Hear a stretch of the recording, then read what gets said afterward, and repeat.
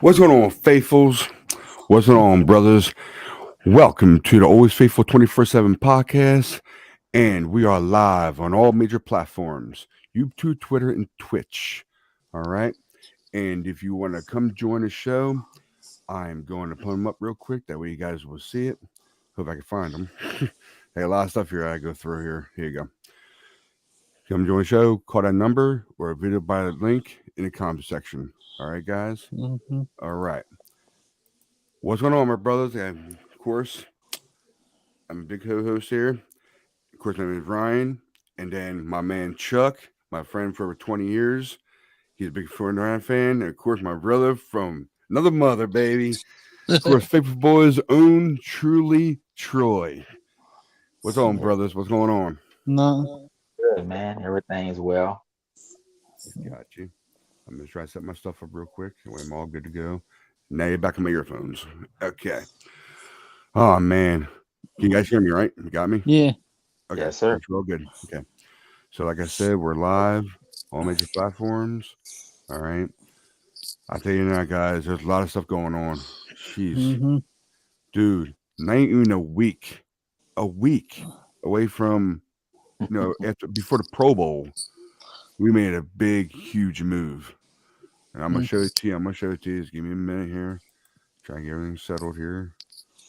All right, boom. Let me share my screen. And I'll show you this real quick. I got my new computer here, so I'm trying to get used to the bigger screen. Yes, sir. Okay, Mm-hmm. here we go. And let me know if you guys see that. You see that? Yeah. Here we go. Being hired. Anthony Lynch being hired as the assistant head coach of the San Francisco 49ers, per league source.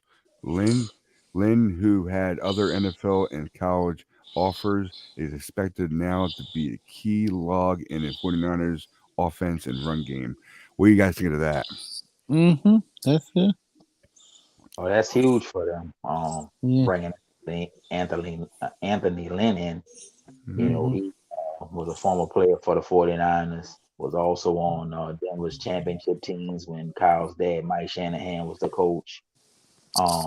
And also has been a head coach, with the Chargers before, they fired him. You know, Right. Yeah, so just adding him as the assistant head coach and also in the running game will be huge now that they've lost Mike McDaniel to the Miami Dolphins. So Yeah. yeah, Yeah. yeah. I think, Were- that's a great Troy, upgrade. before you go on, were you sad about him leaving? First of all, Mike McDaniel, yeah, not in the sense of you always want to, if you can have the opportunity to be a head coach, at any level of football, that's great. So you congratulate, him on that. He has been with Kyle Shanahan for many years, so that has helped him get the opportunity. Now, Right. as far as the scheme goes, yeah, because he was one of the main reasons why our running game was so effective in terms of the blocking schemes and all the misdirection and those type of things.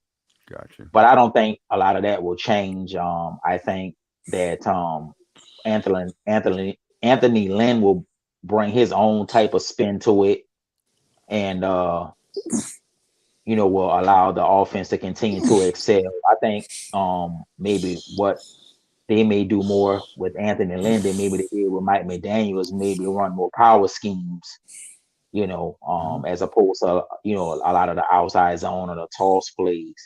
But Mm. Kyle Shanahan still is the offensive coordinator and still is gonna stay true to what that running game calls for, which is the outside zone, the misdirection. And when you look at the weapons that we have at the running back position, how we use Debo, how we do use the motion, all of that plays a big part within that running game as well. So, like I say, Anthony Lynn will bring his own spin to it and will upgrade it in his own way. But at the core, it's not going to change because we know that Kyle Shanahan is still a coach. Oh Right. yeah, I know. Yeah, without a doubt. And I know. Do you think? Do you think he actually would bring more offense, running plays next season than he did than Kyle did this season with Mike, whatever his name was now. I forget his name. Or Him, Mike McDaniel. Mike McDaniel. Thank you, thank you, thank you. Yeah, Yeah. well, I think, like I said, we know at the core, of the offense is going to be the running game, even with Trey Lance being a quarterback. So that's not going to change. We just don't know how much of a power scheme or a gap scheme or more physical type scheme they're going to run with Anthony Lynn's influence. Like I said, we know Kyle's going to be calling the plays and they're going to design an offense, versus the defenses that they go up from week to week and try to take advantage of their strength versus the defense's weaknesses. I still think you're going to see a lot of the same motion and shifting and blocking schemes, but there may be more of an emphasis on maybe being more physical, running inside, as opposed to all of the toss plays that they were running with Elijah Mitchell and outside zone. Now, Right. Yeah. I could deal with less of the toss plays if you're gonna be able to run effectively inside with more power. But then you gotta have the offensive line to be able to do it as well. So we know it's a lot of moving parts, that will take place between now and the start of the regular season, training camp, all of these different scenarios. So but we know when Anthony Lynn was in Buffalo and when he was in Detroit, their running backs, they were a run first offense, and he was maybe in the top 5 in the NFL in terms of running game when he was with Buffalo.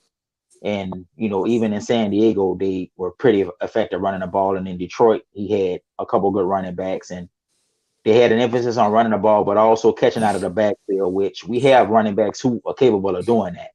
So I think it's an upgrade in terms of maybe the physicalities part of it. I don't think maybe Mike McDaniel was one of the was one of the best in terms of scheme and maybe the technical side of it. We may miss that part of it, but like I said, he learned under Kyle Shanahan, so it's not like Kyle can't do it himself, or Anthony Lynn can't design running plays and those type of things as well. So I think it's a win-win overall, Right. because you're getting up. What's Lynn's specialty? Is it outside zone or inside zone?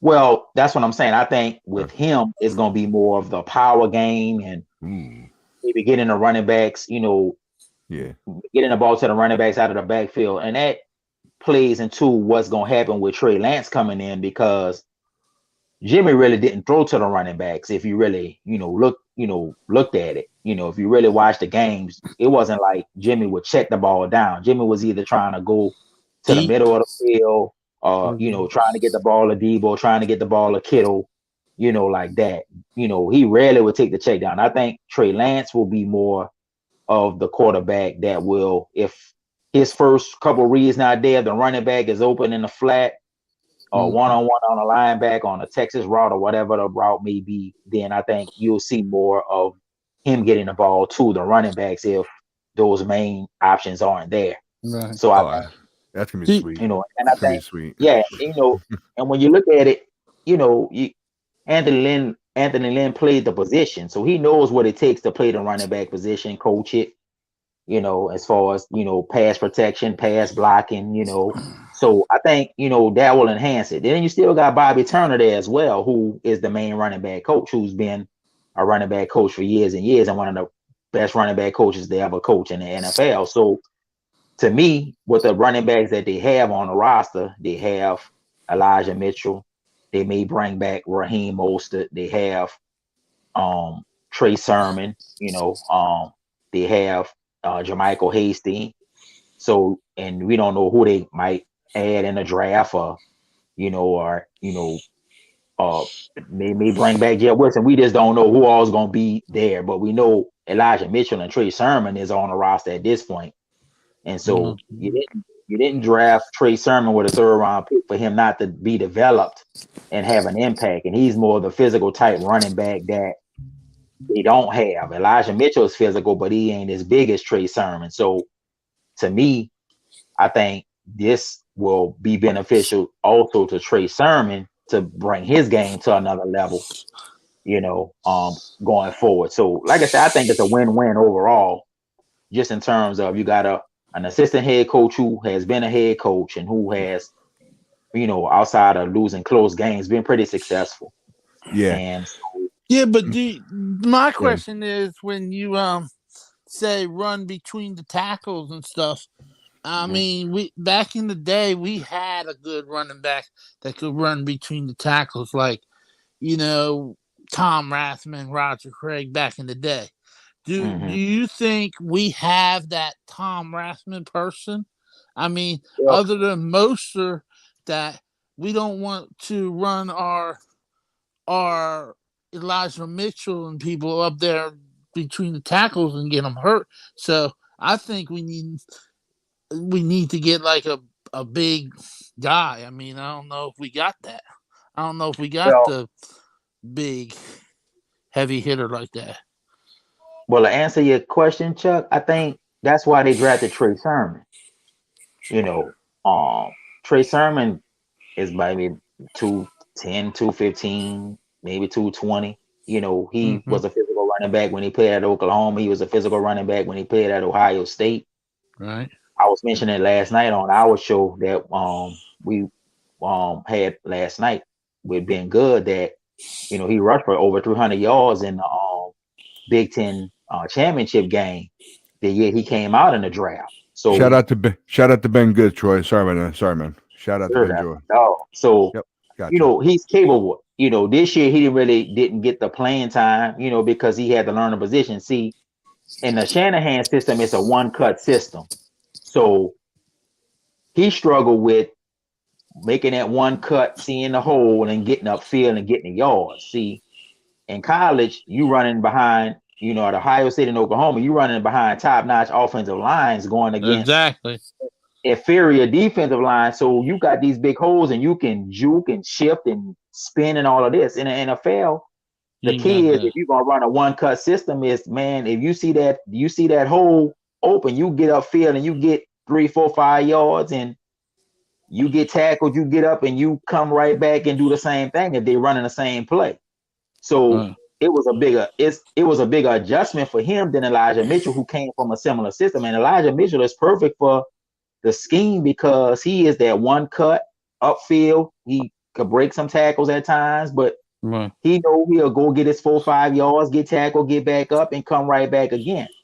But if they bring an Anthony Lynn in and they're gonna run more power, then you got to start using Trey Sermon. Now, Juszczyk is not a running back in a sense of he gonna carry it, 5 to 10, 15, 20 times. No, Right. the way Kyle uses him in those short yardage situations, like misdirection type plays where they hit him up the gut, that's his game as far as running. Kyle Juszczyk is gonna be the lead blocker. He's gonna be if they got him out there on third down, he's gonna be the running back that will pick up the blitz and be able to know where the blitz is coming from to pick it up to get a quarterback time. They use him at the H-back position and use him as like a smaller tight end. They put him out in patterns, all of that kind of stuff. So that's not really his game as far as running the ball, but that's what I'm saying. Kyle always typically will go with the hot hand. Whoever's the running back who's able to make his offense go, he will do that. Now, we don't know, like I said, if they're going to bring Mostert back. Mostert is not really a physical running back. He has physicality, but he's more of the speed guy. Right. That's the one element that they did miss when him not being in the lineup was he's a one-cut running back with the speed just to take it the distance every time if you block it right. And you have the vision to cut off of the blocks of wide receivers and the offensive linemen. So if they do bring Raheem Mostert back, you would have 3 excellent running backs, in my opinion, just with him, Elijah Mitchell, and then Trey Sermon. And if you want to be physical, if they decide to start going to more of a physical type scheme or certain run plays, then I think you got to give the ball to Sermon in those situations, as opposed to Raheem or as opposed to Elijah Mitchell. Well, okay. I got you. Since you're talking about running backs right now and Mostert, I want to ask you a question. We had our show on Friday, and I know for a fact that I'm sorry. Shout out to Lawrence, shout out to Mark, and shout out to Troy, and shout out to Jizzle. We'll see you guys hopefully on Friday when you guys come back, all right? So We have a bunch of questions here. We were answering everybody, plus the faithful out there who are watching. What do you think about this one? Who do you prefer starting running back next season? Elijah Mitchell or Raheem Mostert? Well, I think I would start Elijah Mitchell just based off the fact of what he did this year. I think you would have to allow him to be the starter. And then you also got to look at the fact that Raheem had been injury prone the last couple years. So just based off of the production and what you're getting, what you know, you want, like I say, you know what Elijah Mitchell is. He's perfect for the scheme, one cut running back. He can catch the ball out of the backfield. And that's what I'm saying. He have the ability to really be a special running back for them. So I would start him. And then, like I said, you still have Raheem Mostert, who will get his carries and is that home run threat. And then Trey Sermon will be my third. And then I would keep JaMycal Hasty as my third down back in terms of catching the ball out of the backfield. He have the shiftiness and the elusiveness to, go up against a good, linebackers and, make a miss in an open field and get those yards to get the third, the first downs on the third down. So I would start Mitchell just based off the production. And I think, that would just be natural. He was the main reason why your offense was able to win a lot of games, control the clock. You beat the Rams literally 2 out of the 3 times because you could effectively run the ball with him at that position. So you gotta, let him be the starter until either, God forbid, get hurt or doesn't produce the way that he did. And then, like I said, Kyle gonna go with the hot hand. So if Elijah come back fully healthy, full off season, a little bit stronger, a little bit, more quicker, then you start him. Now, if he struggle or if he get hurt, then Kyle gonna go to Mostert if Mostert's on a roster. If Trey Sermon is producing and showing what he's capable of and why they drafted him in the 3rd round, then Kyle will go with him. That's the one thing we know about Kyle. Kyle gonna go with the high man at that running back position. Yeah. You got to go with the who high. it is. Yeah, he's gonna ride the high running back. Mm-hmm. Yeah. Did they hire Mitchell for one season? They gave him a rookie contract for 1 season, or how many seasons did they? No, he's a 7th-round pick, so he's under contract for 4 years. 4 years, okay, 4 years. I wanted to make sure that I wasn't too sure. I didn't go. 4 years. Yeah, I didn't look up his contract situation, so I don't know where it was. It's a 4-year contract. Since we got you on here, I want to know. His name is Troy, by the way. His name is Troy. Troy. Personally, I want to know, what do you think about the what's his name? The one that dropped the ball. That's what I call him. Drop the ball. Tart. Yeah, you think you'll bring him back, or you think you? What do you think about? We had a discussion about this last night. I mean, on our show. Personally, faithful boys. I think they should go with Hufanga. Just from the standpoint of, Tart has produced, let's dismiss the interception. He should have called it. We all know he should have called it and held on to it, right? Right. But at the end of the day, he has produced, he has made plays, he has done good things for him, but he also has missed a lot of games due to injury. And he has had a couple contracts with us that have paid him a lot of money. Right. So you got Hufanga, who primarily plays special teams, but in the playoffs, he made the play. He got the touchdown for us off the block punt of Willis to help win the Green Bay game. But he also was, when Aaron Rodgers tried to get that deep ball to the receiver, Devontae Adams. Right. He was right there running stride for stride with him and was underneath him when he tried to catch the ball, and Dante Johnson was over the top. So we have the ability to play at the line of scrimmage and also the ability to play that center field position when they mix the coverages. Mm-hmm. So the only thing with Hufanga is we just need him to stay healthy. But that's with any play. That's what anybody. Right. Exactly. So I think that they may let Tart hit free agency to see, what his worth is out there. Now, it's always, open to bringing him back because that's what they did this year. They let him hit free agency. Really, his market wasn't maybe what he thought it would be, or his agent thought it would be. So they was able to work out a deal with him coming back. Yeah, So I was kind of hurt. My heart was hurting when he missed that interception, and then Terry Bradshaw at halftime said that his hands was closed and it should have been out further. And right, yeah, then he said if they were out further, then that interception would have been pick six. yeah. So I So was like, yeah, so I think, like I said, I think they'll give Hufanga, but you also got to realize that Tavarius Moore was another safety that they had that got hurt and that they could always bring back as well. So I just don't see where ultimately Tart will be back, because they could go with Hufanga, or Tavarius Moore was on injured reserve all year. Mm-hmm. They could allow him to compete for that starting position as well, because he was playing in the Super Bowl year 2019. He was playing special teams, but he also was playing in a big nickel package, and he was making plays. So it's just a matter of if they bring him back, or if they bring and they already have Hufanga, then that could spell the end for Tart. So it's just a matter of, well, we need the people that are gonna make the big plays. If you're not gonna be able to make the big plays, then I say this is my opinion. If you're not gonna be able to make the big plays, then you gotta go.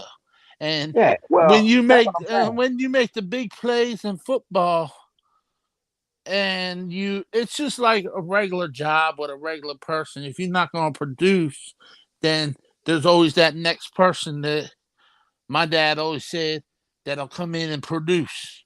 So you might lose your job. So and in then, like football, you gotta be able to make the big plays. So I think the main thing with Tart will be the market, the type of money that he wants, feels he's deserving of, and you got to look at the fact of, okay, once they do trade Jimmy, that's gonna free up the $25 million, but you prioritize to bring in free agency, or who do you prioritize to keep on a roster that you think will continue to be able to produce, that you don't want to lose on the roster to another team, that can pay more. So I just don't see where Tart will come back. What do you think about Davante Adams? Where do you think he might go? Well, I really don't know. We were talking about it last week, if the 49ers need to draft a wide receiver. And I was thinking, I was like, well, you think Davante Adams would come? And then they're like, no, he don't want too much money. But he would be that. He would be a nice I just don't see it. I think they'll look into it. They'll probably see what the market is going to be, and maybe try to maybe come with a good offer. But I think Davante Adams is one of the best wide receivers in the NFL, if not maybe the best wide receiver in the NFL. And then you got to realize as well that depending on what happened with Aaron Rodgers, he might want to go with Aaron Rodgers where Aaron Rodgers go to. Right. So let's say Aaron Rodgers get traded to whatever team he might get traded to, then Davante might want to go there to play with him. So we know realistically that Aaron Rodgers not coming here.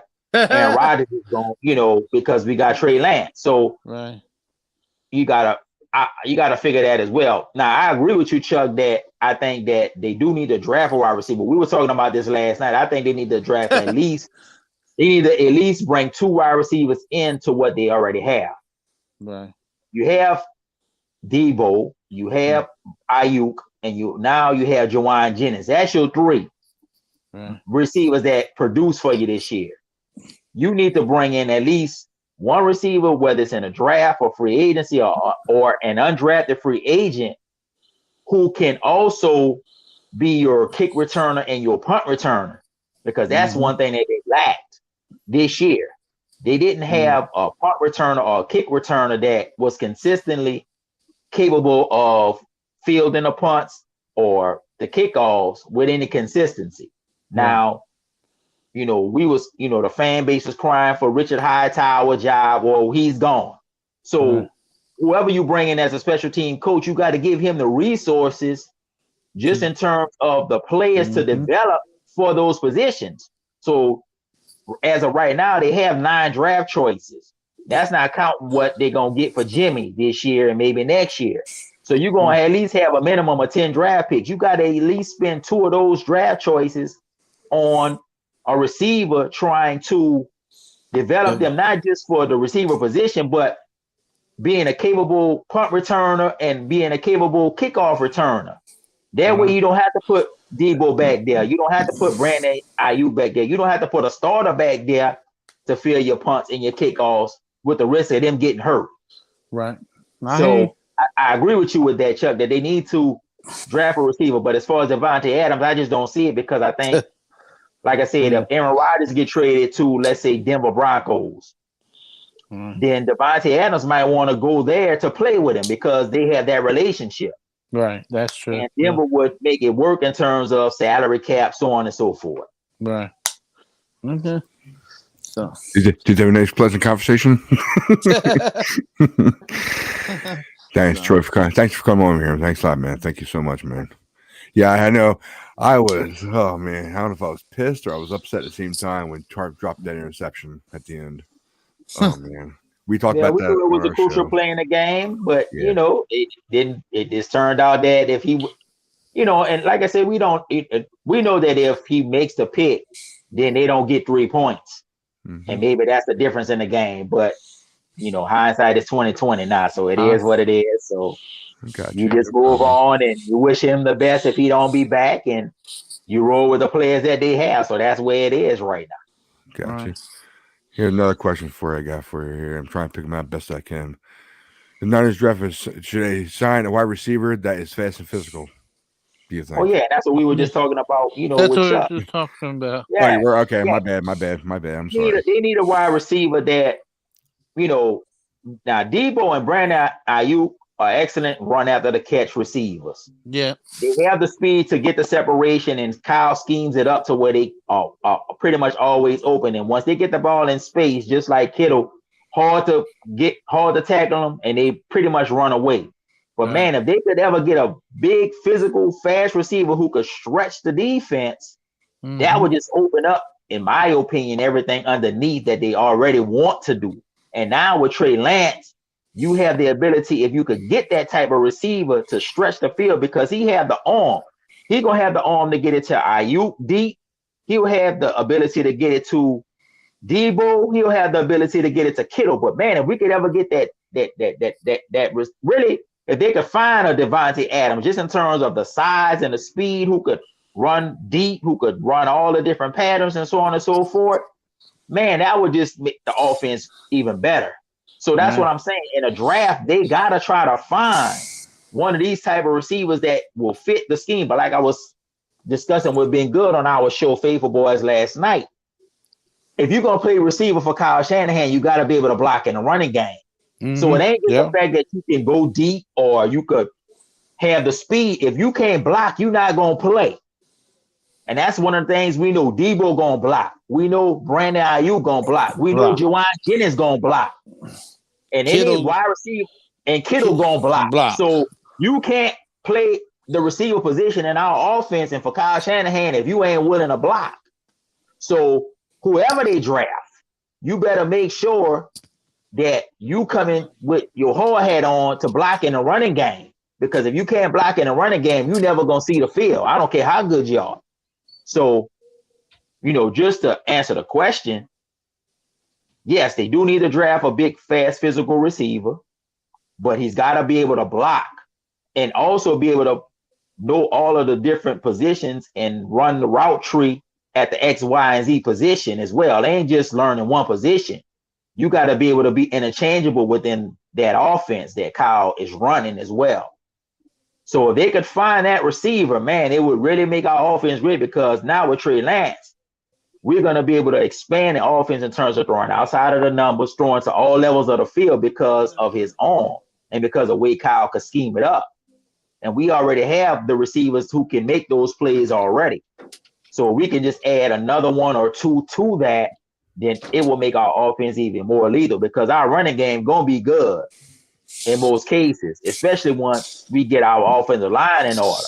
You know, once we get McGlinchey back and they figure out who's going to be the right guard, I think they need to upgrade the center position from Alex Mack, get a little younger, and they need to bring Lake and Tomlinson back to go with Trent Williams.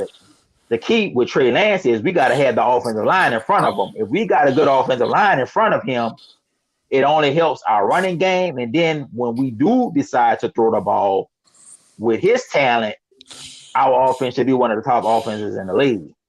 Oh Right. man, yeah. So- I was hold on, Chuck. Yeah. I was really busy last night with my son, and I know I couldn't. I'm sorry, not last night. Friday night. And I know I wasn't on the show like my brothers thought I was going to be on there, but I wasn't like on it like I wanted to be. But to go off all the questions that's why I'm going to follow you with your answers. I'm gonna bounce off of you and bounce off them because I really couldn't understand what because when you're in the show, you got to understand where you understand the whole thing that's going on. So I was paying attention to my son at the same time, so I was out of it. So basically, yes, I've been saying that since the beginning of last season. Okay, I would love to have another Debo. I love Debo or Ayuk. I don't care which one. Both have good hands. Both are fast as hell. Yeah, I'd love to have another Debo. Another Debo in this system. Yeah, how dangerous we would be. We'd be dangerous. Our ring game would be dangerous. Inside, outside, as long as we have the blockers, you know. And yes, I was voted about Mostert and Mitchell. I went for Mostert because if he somehow come back, which would be great. I'd love to see Mostert come back. Yeah, lethal as ever. But if he does have a slowdown because of what happened this year, then Mitchell's going to take that start. So that's where I'm at with that. And now here's another one. What are expectations with Trey Lance and Brandon Ayuk working out together in the offseason? Well, I think it is going to be beneficial for Trey Lance to not only get with Ayuk, but to ultimately get with all of the receivers at some point. You know, I know that's one of the things they talked about, in the closing press conferences, and exit interviews that they had. Ayuk already had said that, he would be working out with Trey. Trey already had acknowledged that he was going to be working out with Brandon Ayuk, down in Southern California. Shanahan already had said that, most of Trey's offseason is going to be working on his throwing motion. He got to get that wind up. He got to tighten up his throwing motion, bring back that wind up, get more compact with that wind up, get more quicker with it, reduce it some kind of way to where it's not so long. But like I said, I had to agree with my co-host being good that when Trey played, you saw what Ayuk game went to another level. Yeah. Because he already had that rapport, in the practice and in the pregame before the game started. That's would be the receiver he was throwing to. So I think you're gonna see Ayuk really go to another level in his third year with Trey being a starter. But like I said, we need all of the receivers to be with him. You know what I'm saying? At some point in the off season, we need Debo with him. We need George with him. We need to get that chemistry before y'all even start getting to training camp. You'll get the timing and stuff in the OTAs and in the mini camps and all of those things. But I'm quite sure they'll set aside a time before training camp where they get that timing down with the route tree and everything and with the routes that are needed to be run within a system that Kyle Shanahan is running. So when training camp comes, they should be on another level. Because that's what it takes. It's going to take them being on the same page for this offense to go to the next level. Because, see, the one thing we do know about the offense that was allowed it to be successful this year was that the running game is what is the steady it's the steady force for the offense. But we want to see the offense go to be more explosive. See, Right. Jimmy could give us the explosive downfield plays. Mm-mm. A lot of our explosive plays came off of yards after the catch. Mm-hmm. Jimmy throwing the ball. But with Trey, now we could be more explosive going vertically as opposed to over the middle of the field and also to the sideline. Right. That's the difference between Trey Lance and Jimmy. Jimmy wasn't throwing outside of the numbers. Everything was inside of the numbers. And then Kyle had to scheme up the shot plays with the posts or the deep passes when they did attempt those passes. Well, with Trey, not only will Kyle be able to scheme it up, but just naturally Trey have the ability outside of the scheme to stretch the defense, just throwing on a run or just throwing it deep with his arm. So to me, it's going to make it a little easier for Kyle to scheme it up because now it's like, okay, well, I didn't have to scheme up this perfect pass play because Jimmy don't really have the arm strength to get it there. It ain't got to be perfect. See, it's the all schedule plays that the Josh Allens and the Patrick Mahomes and the Russell Wilsons and Lamar Jacksons and these quarterbacks who have the ability to run and throw on a run that separates them from the average quarterbacks. No knock against Jimmy, but Jimmy ain't gonna never be on that level. Trey Lance had the ability to make the all-schedule plays because he had the athletic ability to keep plays alive with his legs, even though he's built in a mold of being a pocket quarterback. He gives us an extra dimension that we've never had, maybe since Colin Kaepernick as far as running, and he ain't even on Colin level running because Colin was just on a whole nother level running. Right. But Trey Lance have the better arm and is more accurate than Colin Kaepernick was. Right. So I'm looking at it as Ayuk should go to another level, but we want all of our receivers to go to another level. And that's also depending on who they draft and maybe who they bring in free agency or undrafted free agent who might turn into something. So we just don't know outside of the main three receivers I was talking about, ultimately who he's going to all have as weapons. But I think that Trey Lance and Brandon Ayuk, they already got the chemistry. I think it's just going to go to another level. Because, see, now Trey Lance going to get all the reps. See, Jimmy was getting all the reps. And it wasn't until maybe the end of training camp and maybe some of the preseason games that Trey got out. The Lions had the snaps. And then Trey was on scout team all year. And yeah, he did play the 2 games. So he had 2 games of playing to help get him some seasoning. But now you're going from not getting hardly any of the first team reps to getting all of the first team reps now. So that only enhances your ability to get chemistry and timing with all of your receivers because now you getting all the reps. You ain't got to split or you not splitting second and third team reps with Sudfeld or whoever they bring in to be the backup to you now. You're going to get all the reps. Well, that's another question. Who do you think they'll bring in to back him up? Well, a lot of people saying Tyrod Taylor because of the relationship. Don't worry, Chuck. I was getting to that question. Don't worry. Yeah. Sorry, Troy. Go ahead, Troy. Go ahead, Troy. No, a lot of people thinking it's going to be Tyrod Taylor because of the relationship with Anthony Lynn. Tyrod is a journeyman, but for the most part, he always have been a good backup. So if they bring him in, that's fine. They'll probably keep Nate Sudfeld. They could always draft a quarterback if there's one in later rounds that they think have some potential to be developed and could become a good backup. So to me, those will be the avenues. You're going to try to find a quarterback in free agency like a Tyrod Taylor. You already had Nate Sudfeld.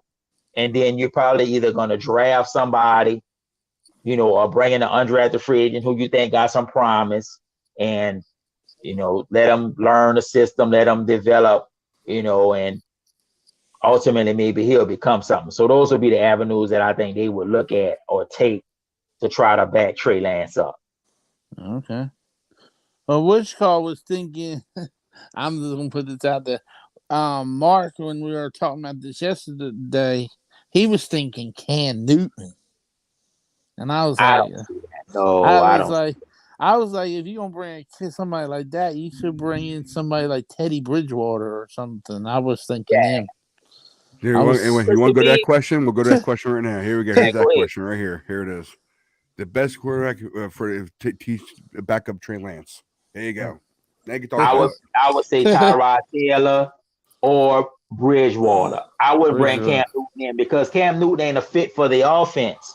Not in terms of the types of throws that you need to make to execute Kyle Shanahan offense. So no, I wouldn't bring Cam Newton in. Tyrod Taylor, yes, because he has the ability to move, throw on the run.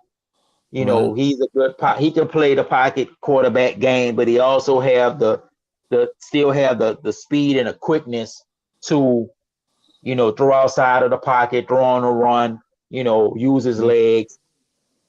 I think you know, Bridgewater, because Bridgewater similar in that he, you know, he's a veteran. He has played many games, started many games. He's not gonna come in there trying to ruffle no feathers. And if God forbid something was to happen to Trey Lance, he got hurt, then you would have a capable veteran backup to win you games with a roster that we should have. So that's what I was saying, because when we were on the car, the thing I remember when I was growing up, when Phil Simms was playing for the Giants, and he got hurt, and I remember Jeff Hostetler came in and took him all the way, and I think he won the Super Bowl for him that year. And I'm thinking, with Trey Lance is, what happens if he comes in and gets hurt? We need somebody that's going to take us the rest of the way or even further. And I was thinking Bridgewater, and I was thinking, and they was talking about Andy Dalton. I was like, nah, don't bring him in. I was like, nah.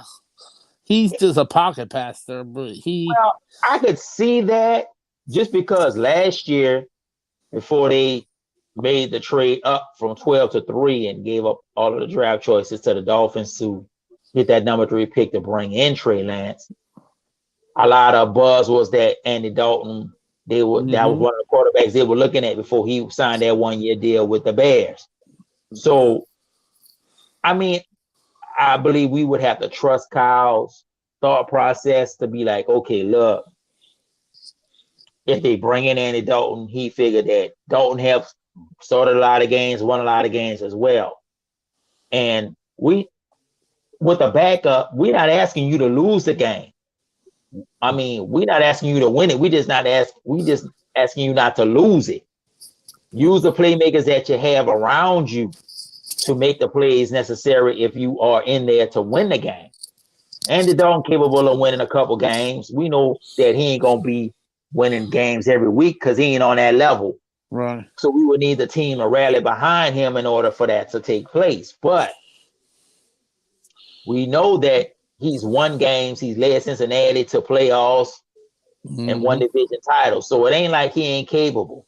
Right. So Kyle, I think, is looking for somebody who he would be able to trust to know that, okay, man, if Trey get hurt and is out for a few games, we could still win games. And then all Kyle gonna do is lean on a running game. They're gonna have to play good defense.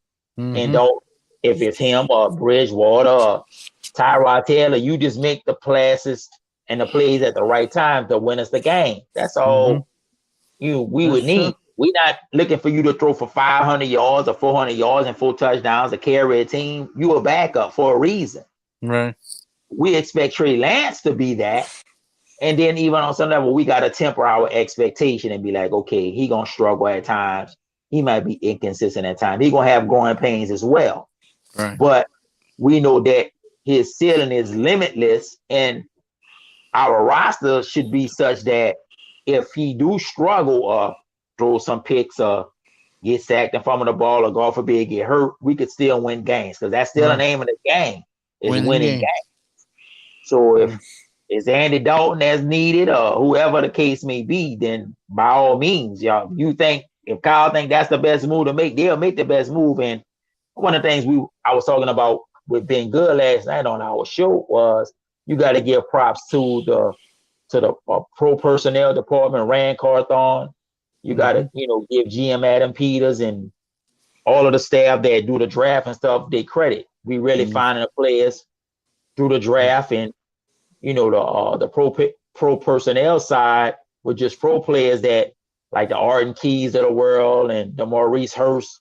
These players was high draft picks for the Raiders and didn't pan out, and they came to us, and our coaching and philosophy turned them into better players. So we got a good thing going as far as drafting players in the late, the third to middle to the late rounds and undrafted free agents.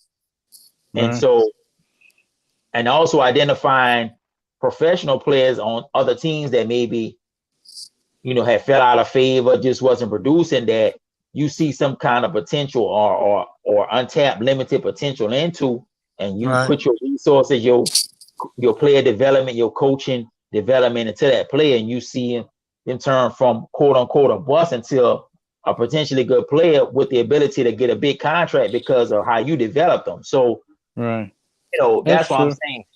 I think, find your veteran quarterback, whoever that may be, to pair him with Lance, but let that be a good relationship as well. You're not coming in here to take his job. You come in here to back him up and assist him in every way, shape, and form possible. And God forbid he get hurt, you can come in and win us some games because we got the overall team around you that we just need you to make the play. We don't need you to be the hero. We don't want you to be the zero either. Just make the play. Just make the plays necessary in order for us to win this ball game. So I think that's going to be the philosophy. So I got confidence that Kyle will bring in the right person to back him up.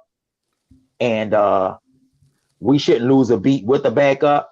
We should be able to win games if, like I say, if something was to happen to Trey, this person should be able to win games for us. Right. Yeah. I'm going to put it this way, Troy. All right. Lance is going to play his game.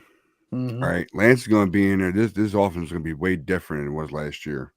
Once he used the Kyle Shanahan scheme, we have weapons, tons of weapons for him to use. As long as we're all healthy, I knocked. Don't worry. So I ain't want that bite me.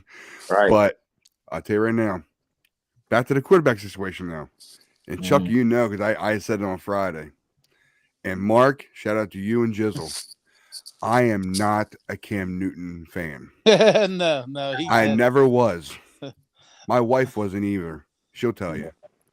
Okay. I didn't want Cam. He's probably the last person I want. I'm sorry. No disrespect to my guys, my brothers, but I don't want him. So what you call was saying, Mark was saying Cam Newton because of the body figure, body the structure, and his physical physicality. Yes, I know all that. Yes. And his way he runs the ball, but pretty soon that's going to catch up to him. It will. Well, it already have caught up to him. He been hurt, and then you got to realize for the type of offense that we want to run with that play action, Cam Newton not really a good play action quarterback as far as his footwork and marrying up his footwork and his arm and throwing off of the play action. That's what made Jimmy so good.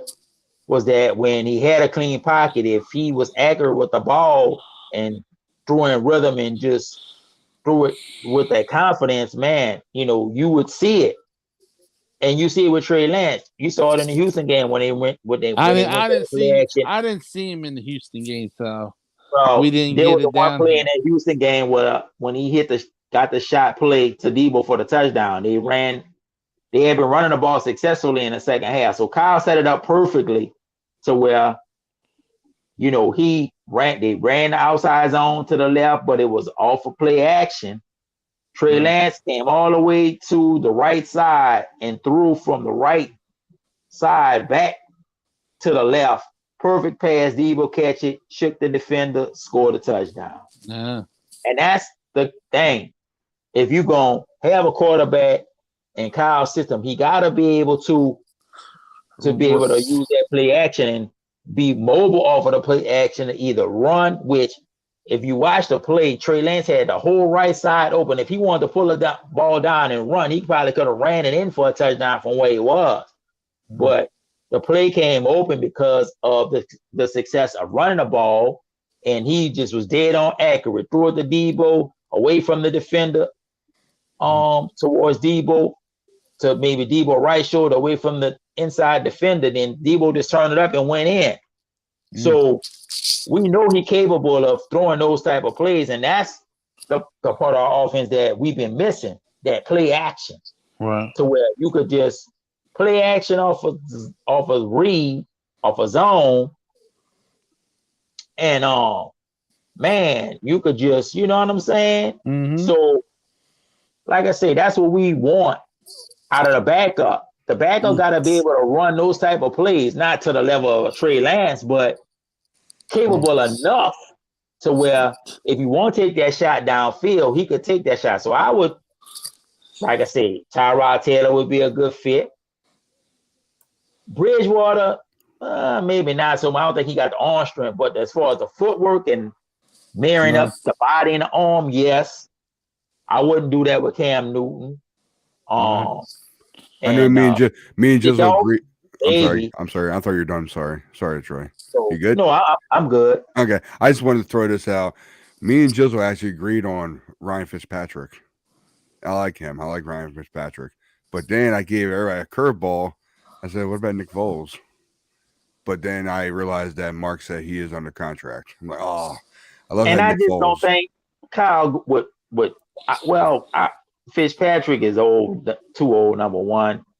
Nick Foles, if he under contract, unless y'all release him or something like that, I just don't think they're going to go with those type of quarterbacks. I think it'll be a Tyrod. It could be, like I said, it could be a quarterback that they draft. It could be an undrafted free agent.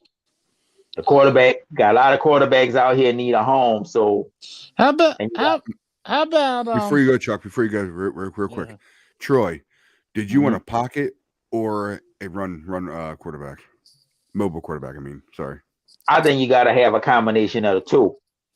Exactly. Just in terms of if you're going to run that play action from outside zone like they do, then you need somebody who can have the feet to do it and then the arm strength to do it. And, when it calls for you to be in a pocket, can you stand in there and take that lick? Right. That it's coming, right? So I think they need a combination of the two. And Jimmy had enough speed, enough foot quickness to run that play action good. And then he could stand in there and take them licks too. Wow. So, and that's just the requirement for playing quarterback in the NFL. You're going to have to take them licks. At just the reality of the situation, right? So I think if they could find a quarterback that gives them the ability to do both and a flexibility to do both, then I think that's what Kyle will do and go with, because that's what Trey Lance is offering. Trey Lance could play under center. Trey Lance could play in the shotgun. When y'all do run the outside zone and he under center and he go for the play action, all you got to do is read the coverage right. If you read it right, you should make the play. Right. And like I said, we ain't expecting a backup to be like the starter, because that's why you the backup. You good enough to play in the league, but that don't mean you a top-notch starter. Right. But with injuries and inconsistent play, that pressure comes. And you might go from being a scrub to being all of that in a bag of Cheetos. Because, an injury could get you in there, or a poor play gonna get you in there. Coach trying to win games. So if Trey Lance struggle, which we don't want him to, then if you got a veteran on your roster that you think can help you win games and get you where you're trying to go to the playoffs and ultimately the Super Bowl, you don't think that the coach gonna go with the hot hand? He gonna go with the hot hand. Yeah, and then that old saying, you can't lose your job to injuries. Well, that don't really apply to this day and age. Everybody fighting for their spot. So, like I said, if they could find a combination of the two, that would be great. like I said, I don't know all the quarterbacks that's in this draft, but most of the good quarterbacks in this draft gonna get taken early just because of the demand. It's kind of like supply versus demand. You got more need for it than you actually got places for the quarterback to be. So Got you. yeah. So Yeah, before I cut you off, Chuck, go ahead. You can finish what you're going to say when I cut you off earlier. I'm sorry, man. Go ahead, bud. I ahead. don't think I can't remember, and I don't know how the draft is going to work. And I'm not saying this because I'm in North Carolina, but I don't think the Tar Heel quarterback, which is going to test the waters for the NFL, I don't think he's going to be taken right away. I think he might be a good fit for the 49ers. Sam Howell, yeah. I don't. He have a big arm. Yeah, I know he have a big arm. I don't know what kind of offense they ran in North Carolina. Well, they run a little bit of that same offense, the West Coast across the middle. They run the deep play and stuff. Sam Howell, if he don't go, he might be a good one to pick up as to be a backup. Because he's not as mobile as Trey Lance, but he's he likes to stay in that pocket. But if he's has to get out, he will get out. Well, I see a lot of on some level, they're gonna have to get a draft a quarterback, sign a quarterback who they think could become a backup to Trey Lance as he's developing. Now do you want like two? Do you want a 1-year player and then a newcomer to the NFL being your backup? That's why they got to try to find a veteran, somebody that can study Trey Lance when he do make a mistake, encourage him, point out, okay, this is what I saw versus what you saw, and this is why this play happened because you didn't see it the way I would have saw it. So it's a combination of everything, with that. But like I said, I trust Shanahan and Lynch to find a veteran that's going to be able to, give them the opportunity if Trey get hurt, which we don't want, to win games. Shout out to Lawrence. What's up, Lawrence? What's happening? I guess you're talking about all of us, I guess. What's up, my brother? Nice seeing you again, brother. Yeah, what I was going to say to you is that I'll take anybody who helps Lance develop better. I mean, it's going to be Lance's game next year, no matter what. So, well, it sure is. Yes, all of you. Yep. Nice seeing you again, Lawrence, bud.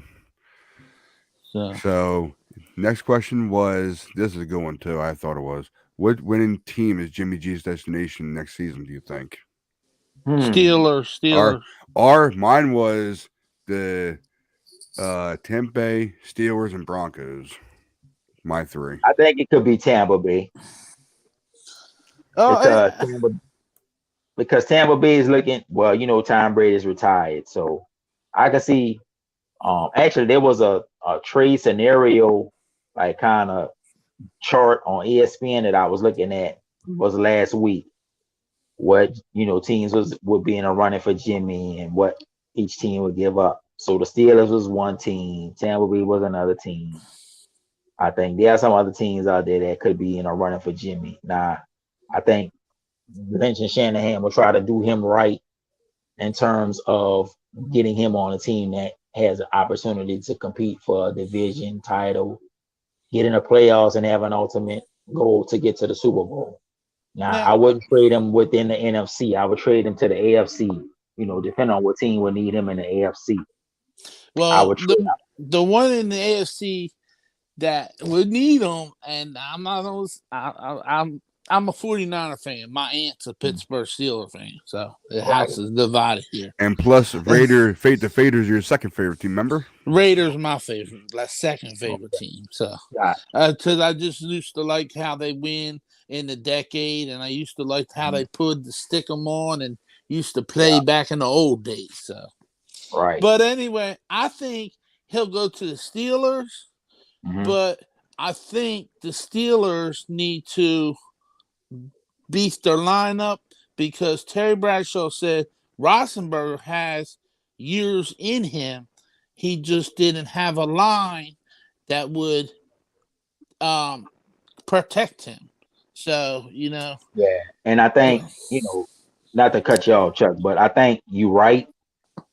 If they would have, bring Jimmy in, Jimmy gonna need protection. right, He gonna need an offensive line and a running game, which they have the running back from Alabama. right, The and offensive line haven't been the best. right, They've always had good defenses in Pittsburgh, so that's never been a problem. So if you're gonna bring Jimmy in to be your starting quarterback, you got to give him an offensive line, number one, to first open holes in a running game, to right, allow you to be successful with him. right, Now, I don't know what type of offense Pittsburgh runs, relative to the offense we run, but I think that would be an adjustment for Jimmy as well. You going from a West Coast offense or a positionless, because really Kyle ain't really running a West Coast offense. He's running a positionless offense right, because the way they use Debo and they use the receivers and the running backs and all of these different things. They use Trent Williams to open holes in a running game on 3rd and 1, right. coming, shifting over and running as he's getting ready to KO somebody. So, the one thing with Kyle is that there's no real set position. He has interchangeable parts, is what he has. And so we have to look at our offensive players that way, whether it's offensive line, quarterback, running back, wide receiver, tight end, that all of these positions are positionless, which means that you're going to have to not just be playing one role, you're going to have to play multiple roles within the offense. And that's what the players he's looking for. The more you can do, that just enhances your stock in our offense, because Kyle looking for players who ain't just one dimensional, can do one thing and can't do something else. He wants multiple talented guys, out there. That's why Debo became such a great threat, because you could put him at the running back and he could run in between the tackles. Or y'all was running a toss to him, he get outside and cut it back up when he see a hole. Right. You drafted some linemen, Jalen Moore, and you had McKivitz. It to me is just, for Jimmy, wherever he go, you got to give him an offensive line. You got to give him a running game to offset, his limitations throwing the ball. You know what I'm saying? Downfield and throwing outside the numbers. So if you can enhance that for him, that just make his job easier and it make our job easier, because we want to do right by him, sending him to a place where he'll have a chance to compete for a Super Bowl. So that's my thoughts on that. That they're gonna find the right team for him. I think it might be Tampa, because somebody made the point. Well, what better scenario than to back up Brady again? You back him up in New England, you be backing him up or coming in behind him in Tampa. So it's like I said, the only thing with Jimmy is the injuries and the inconsistencies with the throwing. If he could get the injuries out of the way and be more consistent throwing the ball, then wherever he go, he'll be a factor in helping him win ball games.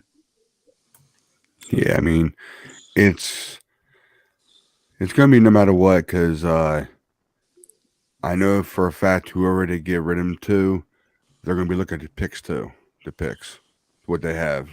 Yeah, and he's not gonna be more worth than first and second. They're probably gonna get a third or fourth for him. And then depend on maybe if they incentives with playing time, it could go to a number 2. So it's a win-win for him, because you will be going to a team that is capable of getting to the playoffs, maybe capable of winning the Super Bowl, and then we getting draft choices, because the draft is the lifeblood of your team. You got to have, every year you got to replenish your roster. You're not going to have the same roster that you had this year, the roster that we would have loved and appreciate. And my term is, these boys got steel guts. They hard. Well, we know a lot of that roster ain't gonna be back outside of the players that they bring back, themselves. And then we don't know what free agents they might bring in, or we don't know the draft. So it's just a lot of unknowns right now. But like I said, at the end of the day, we just trying to put the best team out there that we can. And so Kyle and them got another opportunity to get it in. As far as the draft goes, to put themselves in position to be successful. Mm-hmm. Yeah, I'm gonna get to that. I'm gonna get to that when I'm done. This Now, I think, yeah, Chuck. I think if he goes to the Steelers, this is my personal thing. He goes to the Steelers. I would love it because I would love to see us and the Steelers in the Super Bowl, and us taking this ring from them for the 6th time. Because we deserve we played them and lost to them. So we need the redemption. Right. You know, so yeah, it's good.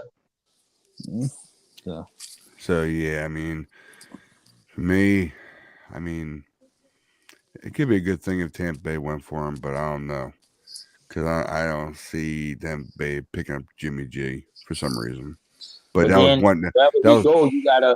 That team gonna have to take that contract on that $25 million. So a lot of these teams don't have the cap space, but you can always, be creative in how you would, Do you see him going back home? Maybe.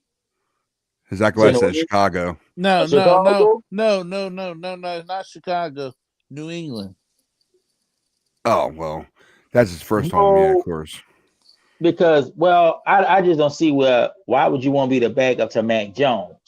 I was about to say the same thing. Like, why would you want to do that? Why would you want to be the backup to Mac Jones when y'all pretty much the same type of quarterback? Mac Jones is more accurate, maybe got a little stronger arm and better footwork. And when you see him throw, he put his whole body into it. Right. It ain't just the flick.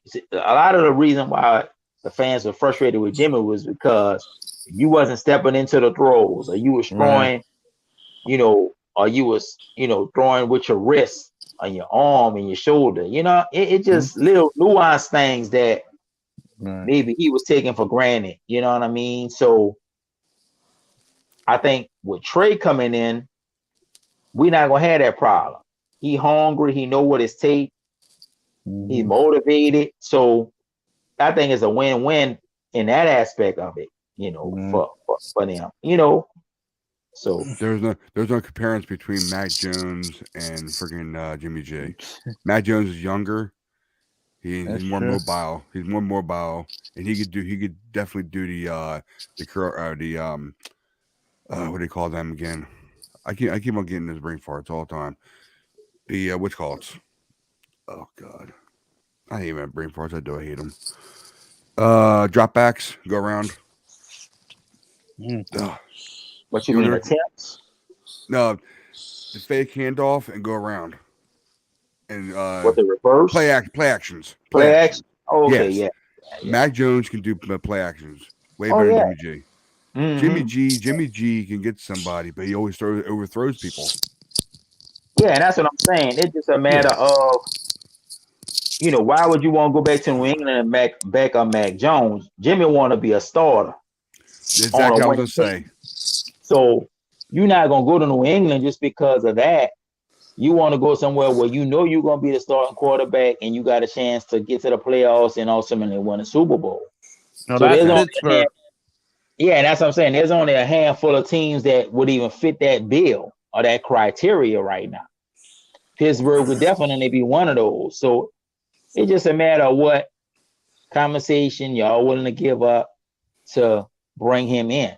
And like I said, wish Jimmy the best.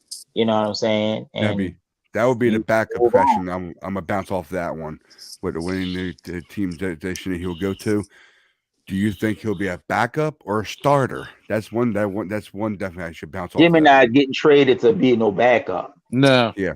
I know. Jimmy getting traded to be a starter. Yeah. Jimmy don't want to be a backup. Why would you want to be a backup and you didn't prove and you can win ball games in the NFL more so than these other quarterbacks? Yep. So to me, man, okay, whoever it is, if it's Pittsburgh, great. If it's another team that is out there that will give the right conversation for him, because at the end of the day, and he kind of said it in his presser, his exit interview presser. I just want an opportunity. You know what I'm Mhm. saying? Any quarterback, especially just want an opportunity to prove, you know what, I'm worth it. I maybe might not have been what I was when I started out with this family with this situation, but I think it's going to be Pittsburgh because Rosenberg's gone. They got the defense. They got the running game, and they mhm. just need to beef up their offensive line a little bit. And Mason And Rudolph. Yeah, Mason and Rudolph too. they got Rudolph, so Rudolph to be the backup, and Jimmy could be the Mhm. starter. I think it's going to be Pittsburgh, really. Yeah, and then you do have Mason Rudolph, and then you had the other tall guy, the one quarterback. I'm drawing a blank on his name. Yeah, I know. I do That brain farts too all the time. I hate them. I hate yeah, getting brain but farts, man. I do. yeah, so I'm drawing a brain fart on him too. So yeah, It's all good, man. It's um, all good. but it's just like I said, Jimmy not going nowhere to be no backup. Nah, he ain't Jimmy gonna be. want the insurance that wherever he go, now another team they could try to maybe get him would be New Orleans Saints here. They don't have Peyton no more. They don't have Breeze no more. Teddy Thank you very much. Bridgewater was on a 1-year contract, but he got hurt. So we don't know if they're gonna bring him back, But from his end. they got Winston. Jameis Winston's there, ain't he? That's what I'm saying. Winston is hurt though. He tore up his knee. So you don't have a quarterback right now. So they could be in play for Jimmy as well. uh, So we just got to see how it's gonna play out, what they're gonna do, and ultimately, hey, it'll work out the way it's supposed to, Hey, for hey, us Chuck. and for him. If you So remember on Friday when we had our show, I remember Mark saying it. yeah. That's the only spot that he sees that Jimmy G goes to in the NFC, and that's Yeah. New Orleans Saints, because of what happened to Jimmy Winston. And mhm. he'll just he just signed a contract, didn't he, or no? Yeah, Traded. Hill can sign a big contract, but Hill's not no real NFL quarterback. You Yeah, more of a gadget guy. RPO You kind of guy, more of a right? Swiss Army knife guy. Yeah, You could yeah. you could throw it a little bit. You could play the position a little bit, but they're gonna use you as a running back. They're gonna use you as a receiver if something happens, like that. He just we don't need our backup quarterback to be a Taysom Hill. We need our backup quarterback to be able to throw the ball when needed, run when needed, execute the offense, period. Yep. That's it. Gotcha. So yeah, if there's one team outside of Pittsburgh that I could see he could go to, it would be New Orleans because they just hired Dennis Allen as the defensive coordinator. And they lost their coach. Yeah, they lost Peyton, but they just hired the defensive coordinator that had been coordinating their defense for the last 6 years. Dennis Allen is the new coach. So That running back is in trouble. yeah, Um, Kamara, yeah, Kamara, Yeah, I cannot believe that. When I saw that last night, I couldn't believe it. I'm like, what? He's doing some prison time. Yeah.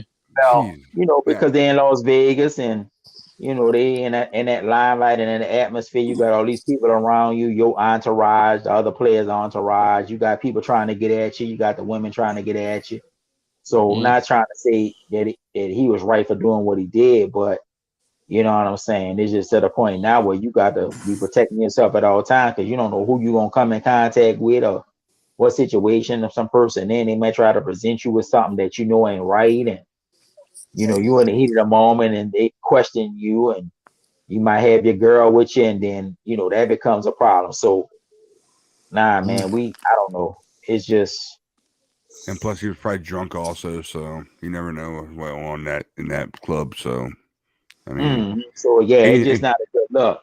Yeah, it's But not. like I say, the two teams I would agree with Chuck. It could be Pittsburgh, and I also think that New Orleans will be in a bidding. The Washington Commanders, they probably any team that have a team that's capable of maybe getting to the playoffs and maybe making some noise in the playoffs, they're gonna be looking for Jimmy G because they have seen what Jimmy G could do. Getting us to 2 championship games and 1 Super Bowl in a 5-year period. So, what team wouldn't want to jump on that to try to boost their roster? I got a question. I got a question because you just brought it up, Troy. Now I'm just I'm just beside myself. I can't. This is not a 49 question, but just beside myself. Why in the heck would you want to call yourself the Washington Commander? I am done with Washington. Yeah, if I don't you know. come, To if me, you y'all should come, have just kept Washington football team. I think that should have if been you just come to the best thing. me and tell me, have you ever heard of Washington Commander? I'm gonna tell you, no, I ain't never heard of them. Yeah, The I think Washington they should have just. Redskins, and it's always gonna be the Washington Redskins to me. I collect cards and stuff, and I got a Yeah. lot of cards that say Washington Redskins. And to Uh-huh. me, I'm old school, so it's always Mhm. gonna be the Redskins to me. No, I I, don't I know. I don't know. I think maybe they could have came up with a better name than the Commanders, but they had their reasons why. I think they should have just stuck with Washington football team. Yeah, And like something. what happened with the whole Indian thing with the Redskins name and that whole situation. I Yeah, think you know that just pissed me off. I think Commanders. I guess is all right name for me, but I just would have just stuck with Washington football team. But that's here Yeah. nor there. It's done. So Okay, Commanders Troy, it Tr- is. Troy and Chuck, got a question for you, or whoever. I know my wife's probably watching right now, but two other ones are watching. When did they change their name to a Washington football team? After the whole, go ahead, Chuck. I think it was last year or the year before, because the whole thing came down. They did the Washington, they went to the Braves, and they went to the Indians, the Cleveland Indians. Cleveland Indians changed their name.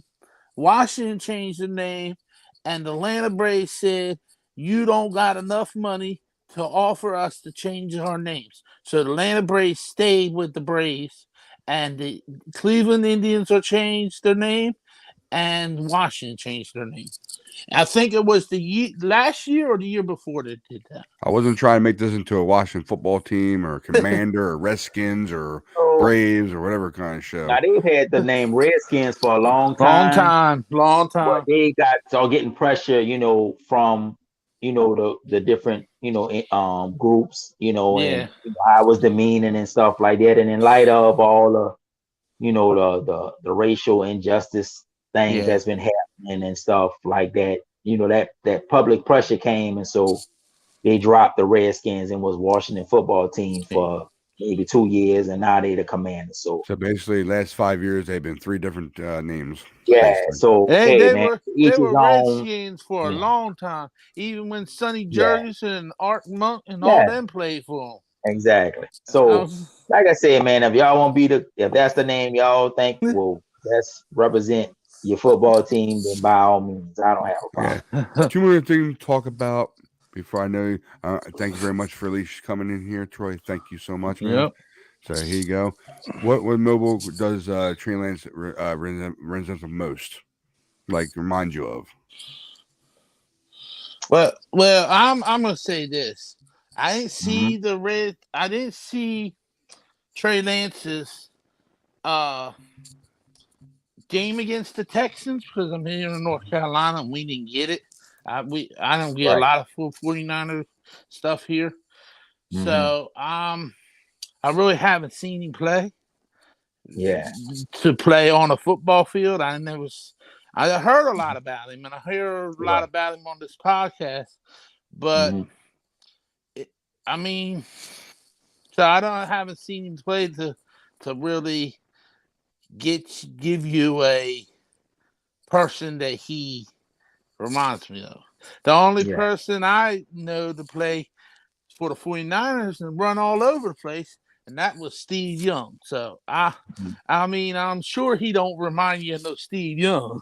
So I don't know because I ain't seen him play and I ain't seen no action from him. So that's me personally. Now if you're talking about maybe modern day, to me the closest person to me, the person that we want him to become is Josh Allen. Josh Allen. Okay, yeah, I've seen Josh Allen play. Yeah, he's kind of built like Josh Allen with the physical, physique. Mm-hmm. Josh Allen. Allen. Josh Allen gets Josh that. Allen will run around and make plays. Running around, and they design quarterback runs for him. Josh Allen got that ball in there against yeah. So yeah. Yeah. I think, to me, that's who I think we would want him to become. They could design the quarterback runs. We saw it in the Arizona game where they ran him a lot. So we know he can do that. I don't think he's not a Lamar Jackson. Mm-hmm. I think he could become a Russell Wilson just in terms of picking and choosing his spots to run. Trey Lance is going to be a pocket. It's going to be a pocket quarterback. Yeah. If you before they made the trade to get to get that number 3 pick, Trey Kyle Shanahan, talked about what he looked for in a pocket quarterback. Being able to read the defense, being on time, being accurate. Well, that's what we hope for Trey, is that he will develop just like Josh Allen did. Josh Allen didn't come in the league throwing a ball accurately. He had the strong arm, had the physical, upside, and could run. Well, that's Trey Lance right now. He had the physical upside. He can run. Can he read a defense? Now, I believe so. I mean, can he read a defense almost as good as Peyton Manning? Because Peyton Manning always reads defense. Nobody could read a defense as good as Peyton. That's one of the all-time greats. But I believe he can read defenses for what we're trying to do offensively against a defense. I think he'll be fine. Like I said, to me, we hope he becomes Josh Allen, just in terms of the development and the growth in the game, in his game, like Josh Allen have done in his game. The last 2 years, Josh Allen been one of the best quarterbacks in football. Mm-hmm. Is being able to throw the ball, throwing on a run, throwing deep, throwing to all the levels of the field, throwing on all platform. That's what we want from Trey Lance, being able to do that. And we know he gonna work hard. There's no question about his work ethics, and that's a good thing. So, like I said, what mobile quarterback do he resemble the most? I think he could be a combination of Josh Allen and Russell Wilson, because Russell Wilson, at the beginning of his career, never really ran. He stood in that pocket, but it's not so much how much you run, it's when you run. Mm. What situation do you run into either get a first down or extend a drive, or make up a crucial moment. That's what separates Russell Wilson and Josh Allen and even Mahomes. Mahomes is capable of running around as well. You know what I'm saying? But it's in the moments when he runs that's the key. Ideally, you don't want your quarterback running because you don't want to get him hurt running the ball. Right. But in the moments where a 3rd down and 10 is needed and everything is covered, man, I got the legs to get there. I might have to dive or slide, but I got the ability to get these 10 yards to help extend this drive. Right. Or, if it's the design run like you do with Josh Allen, I got the capability of maybe to play with design to get the 10 yards, but man, I could maybe get 15 or 20 because I'm physical enough and shifty enough and athletic enough to make somebody miss in an open field. And if I got blockers in front of me, I might be able to get more. So all of these different things you got to account into the question, what mobile quarterback do he resemble now? Chuck, I might disagree with you a little bit with Steve Young. Now, when Steve Young first came in the league, he wasn't developed as a passer. He was more of a running quarterback because he hadn't developed the passing. It wasn't until he got with Mike Holmgren and sat under Joe and got with Mike Shanahan that his game really evolved.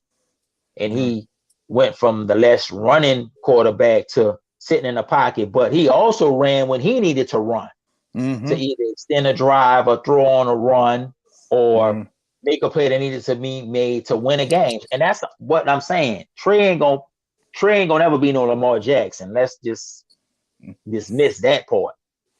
Well, He's mobile enough, but the offense ain't designed for him to be that threat running. He's gonna run when he needs to, whether it's to extend a drive or throw on a run to extend a drive or to get a first down when it's needed. That's gonna be, to me, the extent of his running. Now, if Kyle designed something for him to do that, then we know he's capable because we saw it in the Arizona game when they did it. But when you start doing that, you put him the risk of getting hurt. Yeah. So we ain't trying to have you run design plays over and over and over again against a good defense because you could get hurt. And so you got to weigh that out as well. Right. So, man, like I said, we know he's mobile, and that's a good thing.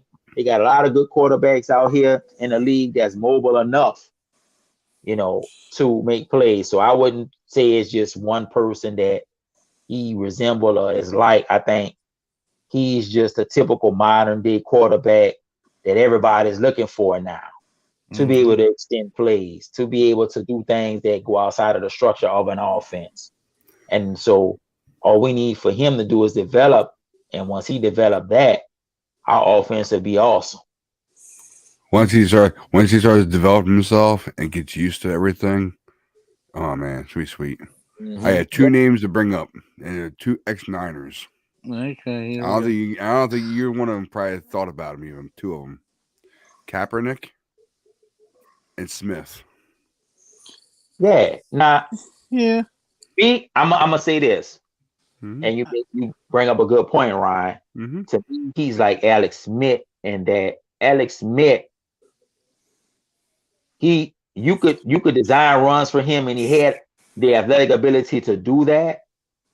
But his main strength was, I'm gonna sit in this pocket and I'm gonna read the defense. I'm gonna take what the defense give me. I'm gonna throw against the coverages that I see out there. That's who Trey Lance is gonna be.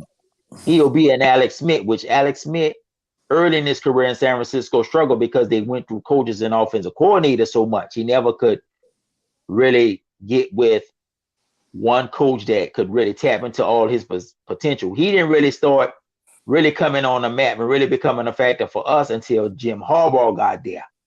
When Harbaugh got there, and they stuck with one identity on offense. We're going to be a smash mouth, run first offense, but we also you have that athletic ability to do play action. And when you do drop back, you got enough arm strength and you intelligent to read the defense. We should be able to score points. And they were successful that way.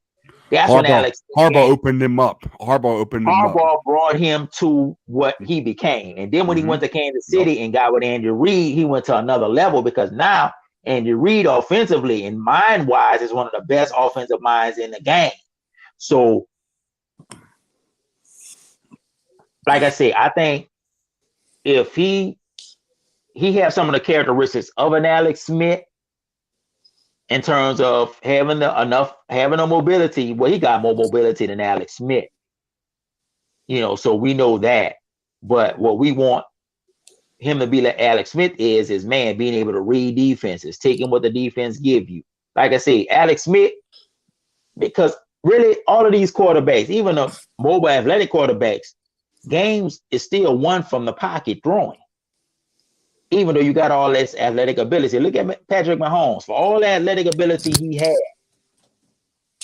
what could he do in that last Super Bowl against Tampa Bay? He didn't have time. He didn't have an offensive line. He was running for his life. Okay? So, and even this year, when defenses was taking away the deep game from Kansas City, what did he have to do? He had to sit there in that pocket and take what the defense gave him. So the game is still played from within the pocket, even though you got this athletic ability. All we want Trey Lance is to win from the pocket. But when you need to run and you have the ability to do it, go ahead. And if you do that, that just enhances what you already doing. And that's all we want. Yeah, that's what I was going to say. You took the words right in my mouth, man. You did, seriously. because you have Kaepernick who couldn't read the defense at all. Because that's why a lot of people call him sack and pick. Because he come and get sacked or get picked. But then he got used to it. And as soon as he ran out of the pocket, he saw something and started running himself. That's why we've seen a lot of his runoff he used to do against Green Bay and the Saints. And the thing with Kaepernick is that it wasn't that Kaepernick had the arm. Yeah, he had the arm. Yeah. He lacked was the accuracy and maybe touch. Yeah. On his strolls, he had the arm. Yeah, he had a fastball too.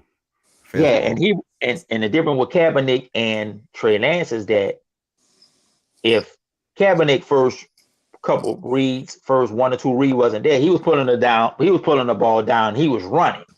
His mind was made up. I'm just gonna go ahead and run, and I'm quicker than all of y'all out here, so I can run past you to either get a first down or get a touchdown. Well, Trey Lance ain't as fast as Kaepernick, but we don't need you to be. Well, we don't want you to do that. We don't want you to do that. No, that's what I'm saying. We don't need you to be that. 5-6 yards or maybe a first down. We need you to win from the pocket. Yep. With your arm and processing and running the offense the way it's supposed to be run. And when it's called for those design plays, okay. When the play break down, now we know, unlike Jimmy, who's probably going to get sacked or get strip sacked, you can escape throwing a run to get the first down, a run to get yards to make it a 2nd and 5 or a 3rd and 2 or 3 or whatever the case may be. That's the game we want from Trey Lance. The reason why I said both of them. Sorry, Chuck. I'll let you go into a second here. Well, the reason why I said both of them is I know that Kaepernick couldn't read the defense that well, but he used to run a lot. But Smith can read a defense. That's why he was able to throw good friggin' balls.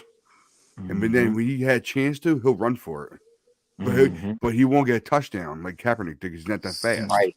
But he will get the yards to get at least a first down. That's what I was proud to have doing. That's where I picked those 2 guys, and that was it. Yeah, Chuck. Now, what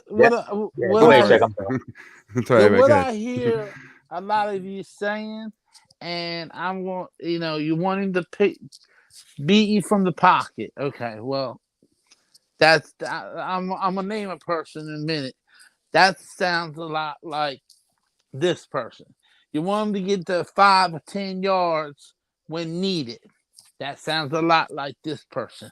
And I'm gonna tell you, he's not playing right now, but it sounds like a lot about Joe Montana. Because Joe Montana could run and get you the yards, and he was a pocket passer. And he can run and throw on the run, because you seen when he threw that catch to Dwight Clark, the catch. That was on the run. So, it sounds a little bit like a Joe Montana. Oh, I love Joe Montana. Believe me. I'm a dear lover of Joe Montana. I would never disrespect his name like that. That's the reason why I didn't want to say his name, because I know for a fact that I was comparing from the early or the later days, not the early days. Right. From Smith and Kaepernick, who have been around us for the year 2000s, not the one back in the 80s. Right. That's the reason why I said that. Well, Kaepernick messed himself up, but we all know how Kaepernick messed himself up. But if Kaepernick wouldn't have messed himself up, he might still be there. Yeah, Troy. No, like I said, I think, well, I'm not going to compare Trey to Joe. That's just level. But, I think what you want from the quarterback position is, somebody that will stand in the pocket, be able to throw the ball accurately. When a play break down, you can, get those yards or throw on a run and be accurate with maybe getting the ball to a receiver. So that's what we want from that position. We just want consistency, accuracy, the play breakdown. You can escape. You can either get a first down running the ball with your legs, and you could throw accurately on a run to a receiver, get them open, and keep the chains moving. And, like I said, what we want to see is if he can become like Josh Allen has become Yep. that for us, then the sky's the limit as far as us competing for the playoffs every year and being in contention to get to the Super Bowl and win it. So that's what should be the expectation for Well, what he's if gonna do. if that happens, we might have fell short this year. But if Trey Lance can perform all like you're saying he can do it, Mhm. I see another. Let's put it this way: I see another 4 or 5 rings, but you got to remember when back in the '80s when we were good, we were good. We were on Mhm. top of that division all the time. Yeah. You know, It's gonna be a totally different season next year with him. and with him, So. if he can do everything you're saying he can do, we'll be on top of that division for good until he until he can't do it no more. We'll be on top of the division. And before you go, That's the Troy, I want expectation. to show you this before we go. Okay, before we Okay. let you go, I want to show you guys this. Because I saw this. I said I'm taking pictures of this bitch and I'm keeping it too. Because I know what you're saying. and pop it up and here we go. Here's our picks. Thanks a lot, Jenny G. I saw it on your tweet and I wanted to keep it. That's our picks right now. 9 of them. Nine. Yeah. I think we have 10 now instead of 9. This is not an updated one, but yeah, I think we have 10 now. So basically, second rounder. That's good. I'm glad we have a second rounder. Then we have third rounder. Another third rounder came from McDaniel.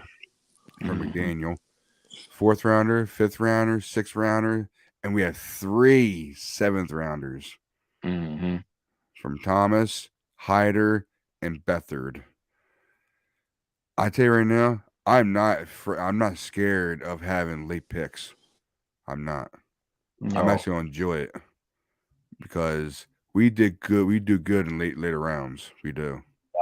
Yeah, we do.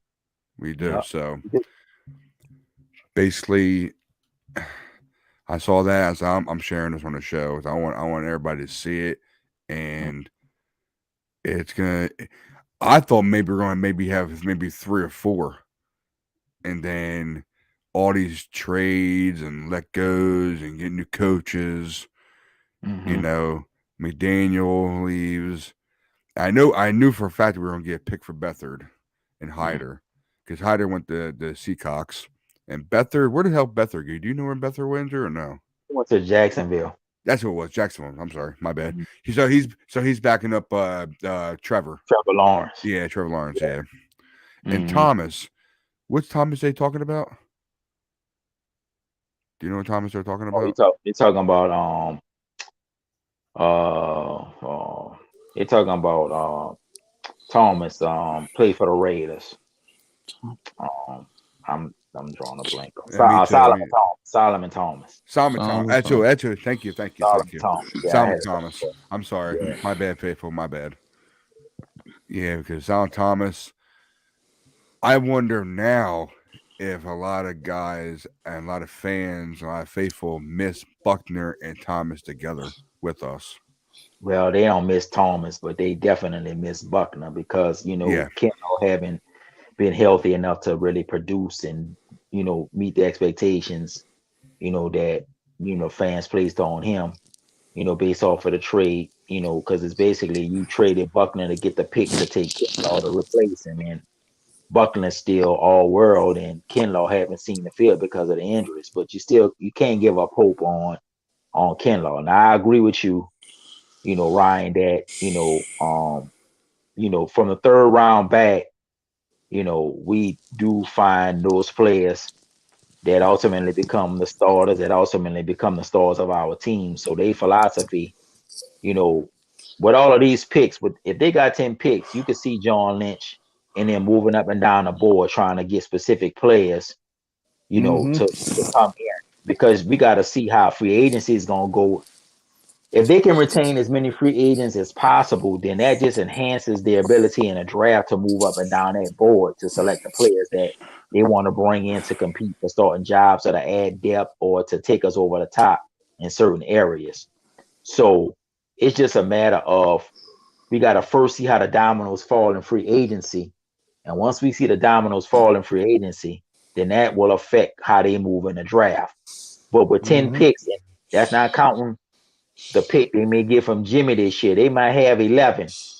And so if they got 11 picks, John Lynch and the scouting department and the pro personnel department really going to have the ability to move up and down the board and take the players that you want and, to meet the needs of maybe the positions that you lost in free agency. So let's see how free agency play out first.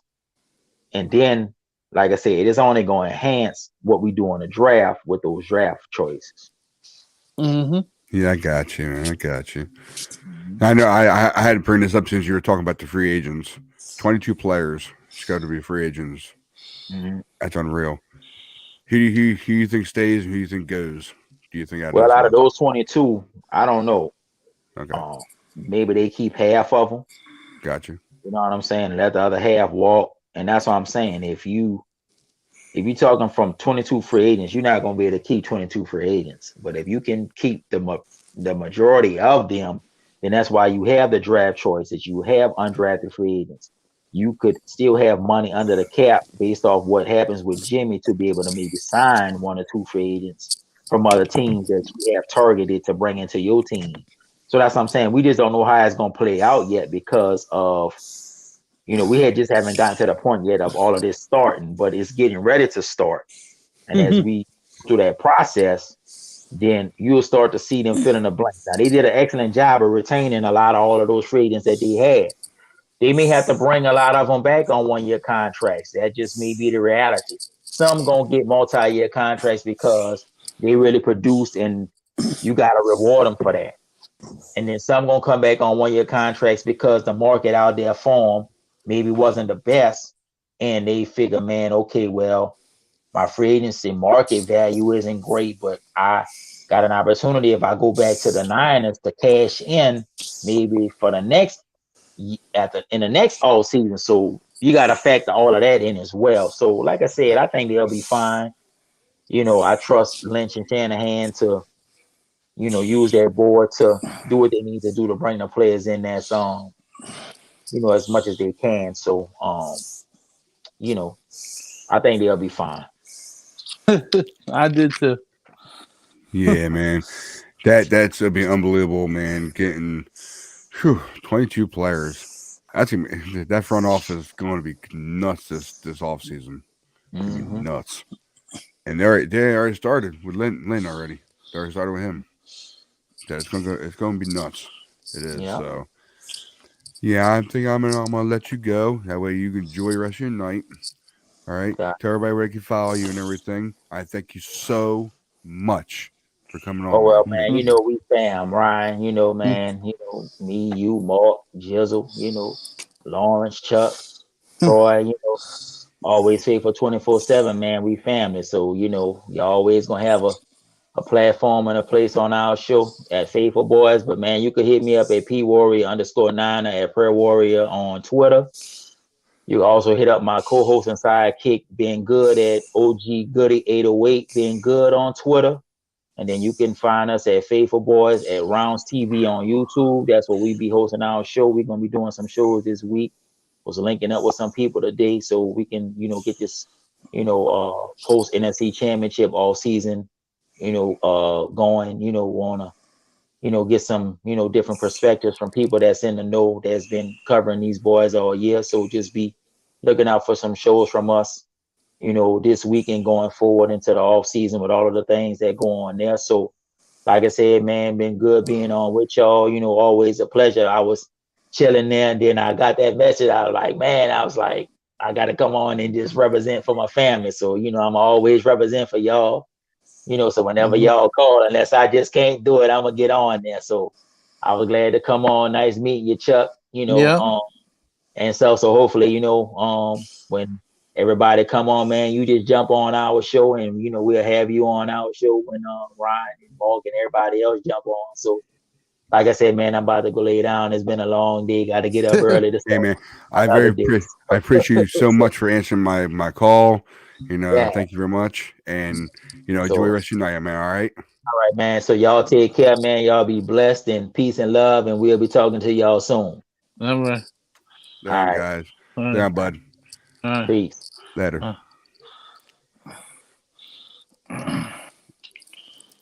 So Hey Chuck, you staying for a little bit? Or are you good?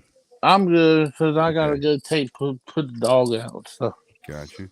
No So- problem. Yeah, I'm in this the right way. I'm gonna do it different way this tonight. I'm gonna do it a different So- way. So hang on there for a second. I'm hoping I can do this right, but I'm messing it up. So just hold on. Oops. I didn't want to do it that way. Sorry. My bad. It automatically plays on me. I don't know why. You didn't hear that, right? No, I didn't. Good. I'm glad you didn't. 'Cause I don't want to mess it up.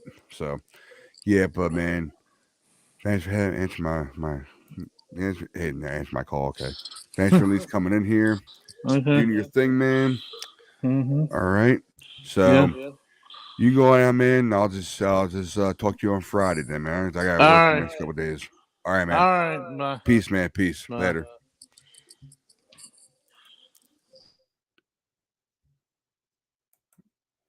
Okay, gentlemen, ladies and gentlemen, thank you for watching Always Faithful 24/7. I want to thank you very much to Troy from the Faithful Boys, and a special shout out to his co-host or his partner in crime, Ben Good.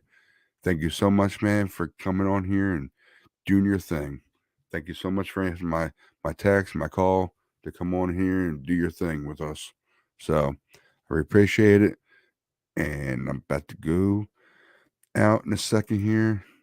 Do it the right way. We'll see you when you see you. Peace, guys.